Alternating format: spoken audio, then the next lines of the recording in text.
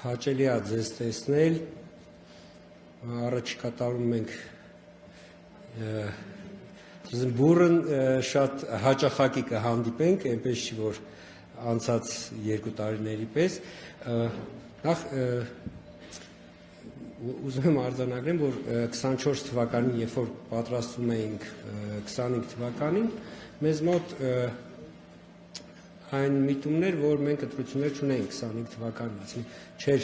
նախատեսվում, որովհետև հերթական ընտրություններ որպես այդպիսին 25 թվականին նախատեսված չէր, բայց իրադարձությունները այնպես ստացվեց, որ 25 թվականին մենք ունեցանք 3 համայնքներում ունեցանք ընտրություններ եւ կարող եմ արձանագրել, որ ակտիվ, այսպես ասենք, մրցակցային ընտրություններ տեղի ունեցան եւ եթե ամփոփելու լինենք, ըստ էության Գյումրի Փարաքար ընտրությունները, որոնք որ այդ համայնքների համամասնական տրակարգով ավական ընտրությունները, որոնք որ տեղի ունեցան մարտի 30-ին եւ արդեն նոյեմբերի 16-ին, այսինքն ընդամենը 1 ամիս առաջ տեղի ունեցան Վաղաշապատ համայնքի ավական ընտրությունները, ըստ էության մեզ համար ամենակարևորը, հարգելի լրագրողներ, որպես կենտրոնական ընտրական հանձնաժողով, ամենակարևոր փաստը այն էր, որ ընտրությունների արդյունքները ոչ համապատասխան, այսինքն 31 եւ 14 ընտրատարածքային հանձնաժողովներ չբողոքարկվեցին եւ դատական կարգով արդյունքները չբողոքարկվեցին։ Բնականաբար ընտրությունների ընթացքում լինում են թերություններ, խնդիրներ։ Ես դες կարող եմ հավաստիացնել, որ նույն Գյումրի, Փարաքարի,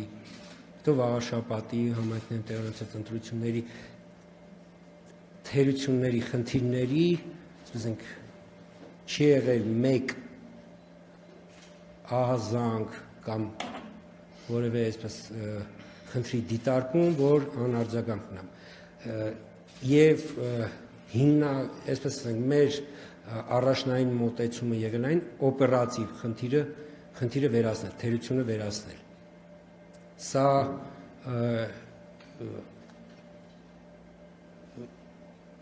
կարծում եմ դուք եք նկատել։ Օրինակ ասենք Գյումրիում պաստառների հետ կապված ընտրությունների մեկնարկին պարզապես պաստառների հետ կապված խնդիր կար։ Բնականաբար շատ արագ լուծվել են այդ խնդիրները։ Կամ ասենք Վաղաշապատում ինչ որ խնդիրներ էին ի հայտ գալիս, արագ բոլոր չի եղել խնդիր, որը չլուծվի, իսկ եթե անգամ անհրաժեշտություն կար իրավական հետևանք, այսինքն այսպես են խնդիրը կամ արարքը ենթադրում էր նաև իրավական հետևանք, ապա այդ կոնկրետ ընտրական համակարգի ԿԸ-ի կողմից կամ կլինի ընտրատարածքային ընտրական հանձնաժողովի կողմից այդ գործընթացը շատ արագ իրականացվել։ Բնականաբար, երբ որ երևույթներ օրինակ քրեաիրավական հարթությունում են, մենք ոչ կենտրոնական ընտրական հանձնաժողով կամ ընտրատարածքային ընտրական հանձնաժողովն է, իրենք ոչ նախաքննության մարմին են, ոչ դատախազություն են, ոչ էլ դատարան, բայց մենք անմիջապես արձագանքել ենք եւ այսպես եմ արձագանքի արդյունքը ձեզ բոլորի հանրության տեսանելի եղել։ Ես չեմ ուզում որևէ այսպես հիշատակել այն վարույթները, որոնք նախաձեռնել են, որովհետեւ ամեն դեպքում անմեղության կանխավարկածի հետ գործ ունենք, բայց որտեղ մենք խնդիր ենք տեսել, անմիջապես, եթե անհրաժեշտ է եղել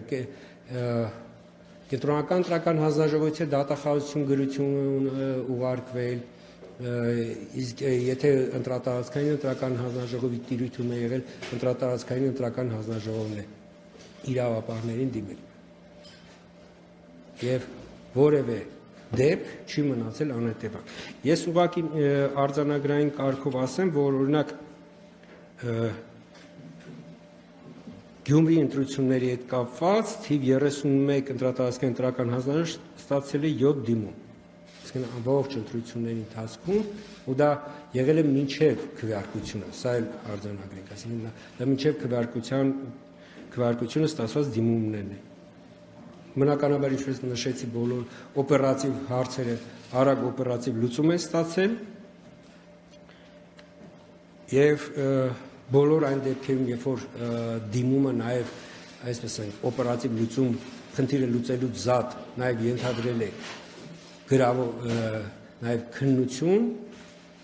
դիմումները քննվել են պատասխաններ եւ ասենք իրավական ընթացակարգը, որպեսզի ընտրությունների ամբողջականությունը եւ արդյունքների արժանահավատությունը որևէ կերպ կասկածի տակ չդրվի, դա ապահովել է։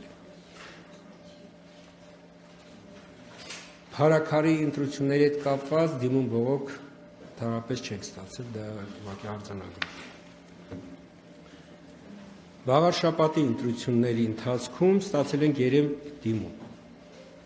Այսինքն սա ընտրատարածքային ընտրական հանձնաժողովի ստացած դիմումներն են։ Երկուսին բնականաբար գրավոր պատասխան է տվել, մեկով վարչական վարույթ է հարուցվել եւ վարչական կարգով է քննվել։ Պիտի նաեւ արձանագրեմ, որ վաղաշաբաթի ընտրությունների հետ կապված կենտրոնական ընտրական հանձնաժողովը եւս ստացել է դիմումներ։ Եվ դիմումների դիմումատուները դիտորդական կազմակերպություններից են եղել,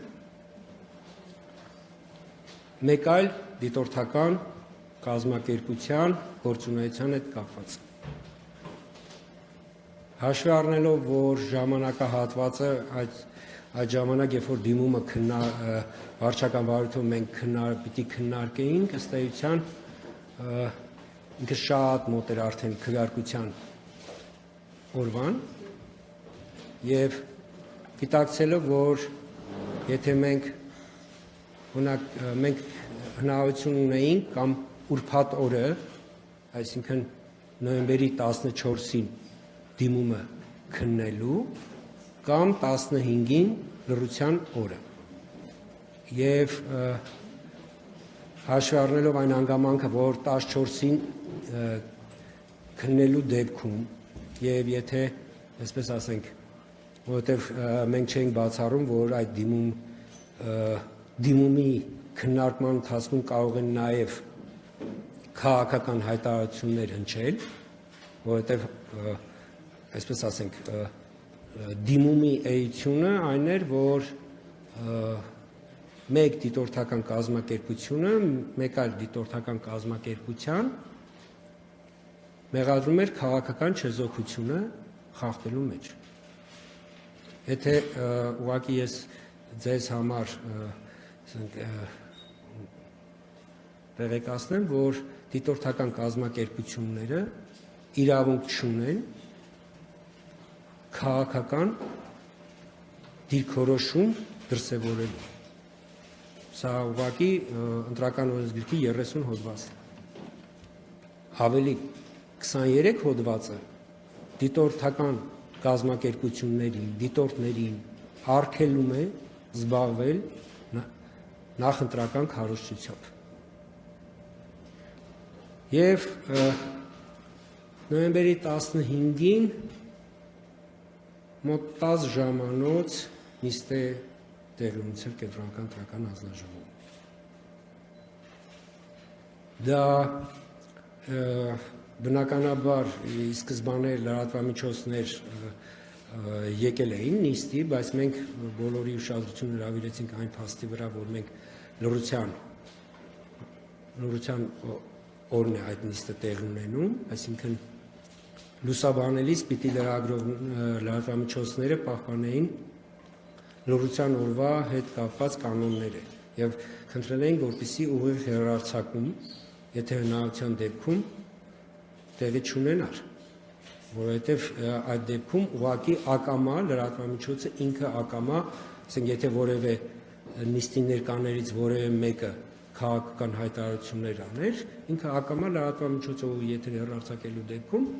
ակամա այսպես խախտելու էր լռության օրը իր կամքից անկախ։ մեր նիստերը միշտ հեռարձակվում են։ Այդ օրվա նիստը ձայնագրվել է եւ ձայնագրությունը հրապարակվել է երկուշաբթի օրը։ Սա ուղղակի ու ես ուղղակի չգիտեմ, օրինակ հետագայում դուք այդ որևէ մեկ այդ նիստի տեսագրությունը որևէ մեկին հետաքրքրել է թե ոչ։ Բայց մեր համար կարևոր էր, որպեսզի դիտորդական կազմակերպությունների հետ մենք այդ բաց զրույցը այն է, որ քաղաքական գործունեությամբ դիտորդական առաքելությունները չպետք է զբաղվեն։ Եթե որևէ հասարակական կազմակերպություն մտադիր է քաղաքական գործունեությամբ զբաղվել, դա իր իրավունքն է, բայց չպիտի գրանցվի որպես դիտորդական առաքելություն։ Այսինքն այս տարանջատումը, որ դիտորդական առաքելությունները չպիտի զբաղվեն քաղաքական գործունեությամբ, քարոզչություն չպիտի ծավալեն, վերջի, այսպես ասենք, մեր նիստի ավարտին դա ունեցանք այդ, ասենք, պայմանավորվածություն։ Ավելին, ես տվյալ դեպքում այն խնդիրները, որոնք բարձրաձայնվեցին, խնդրի հասցեատեր դիտորդական առաքելություն ընդունեց, որ այդ խնդիրները, այդ մտահոգությունները, այսպես ասենք, անհիմն չեն, եւ իրենք պարտավորվեցին, որ հաջորդ օրը քվեարկությանը, իսկ քանի որ նիստը ավարտվել է լույս 16-ի գիշեր ժամը 3:00, եթե չեմ սխալվում, կամ 4, իրենք ուղղակի ասացին, որ այստեղից մի գնալու են միանգամից վաղաշաբաթ եւ